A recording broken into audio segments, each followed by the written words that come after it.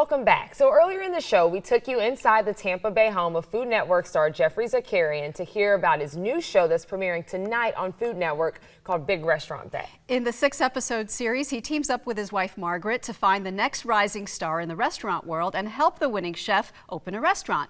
They make a great team on the show and in the kitchen, as I learned firsthand when they showed me an example of what they make when they're entertaining at home. What are we doing? Okay, so we are gonna build like a TV snack tray. Like, you know when you wanna sit down and watch a show and you wanna have a bunch of snacks out, we're gonna show you how we like to make our snacks. Perfect, because we wanna make a tray for tonight to watch the premiere of Big Restaurant Day. Exactly. Okay, so Geoffrey's gonna show us how to do a cocktail that we like to drink. While we watch shows, you wanna show us that first? Okay, so I'm making an Aperol Spritz, which is a very old-fashioned but delightful cocktail. We have a little orange bitters in a glass. I like this glass because it is festive and it shows the ice, and it's a real way, it's really beautiful. To hold this, your hand doesn't get cold or wet. So another little secret. Aperol, good tip, yeah. A fantastic aperitivo. It has a lot of ginseng root, spices, herbs. It's old as the sun, from Italy in 1919. And look at the color. It's gorgeous. It is just a fantastic, and this is the bitter. So these are whole Amaro. These are all the Amaros. They're bitter. And what you do is you mix them with, what else than champagne? Nice. To celebrate? Champagne brings a bubble, a little sweetness, and then a touch of orange, whatever orange is in season, right in on the edge. And we have an Aperol Spritz. Awesome. Voila, wonderful. Give that Cheers. to Maggie to taste if you. Yes, thank you, Geoffrey. Okay, great. So now we're gonna show you how to build a board. We love to have different textures, different levels. So when you're building your board, you wanna keep that in mind. So Geoffrey's cut us up some nice Geoffrey has been eating all the ingredients. I know, he's eating the ingredients. Stop it. That's hungry. okay. That's okay. I'm a chef. Here, I'm we're gonna set testing. that over there so we get a little height on that board. I'm gonna take some apples too, kind of just pile them up. And then what we like to do is, especially at night, we have this savory flavored honey. It's black sage honey. So it kind of goes with a more evening timeline. So you wanna drizzle some honey just straight over those apples.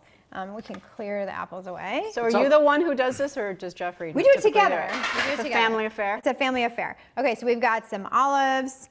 We can put those here. What do you like to snack on, Maggie? When you're on TV? Nuts and Apricots, perhaps? Sure. Well, I think what's underrated Cheese.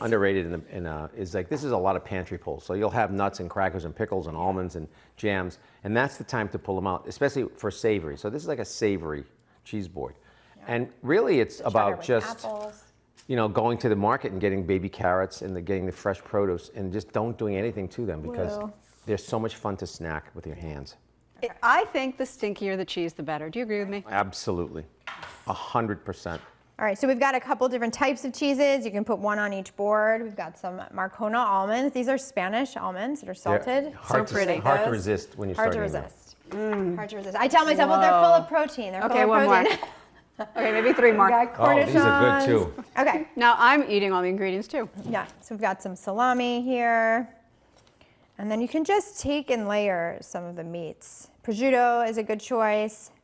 Something that you can just, easily put out with a fork, people can pick up. Obviously you wanted to let these get to room temperature. So if you're storing them in your fridge, you're gonna watch the show, take them out a couple hours ahead. It's just the flavors. And if you notice what Margaret's doing, she's not like overloading the board.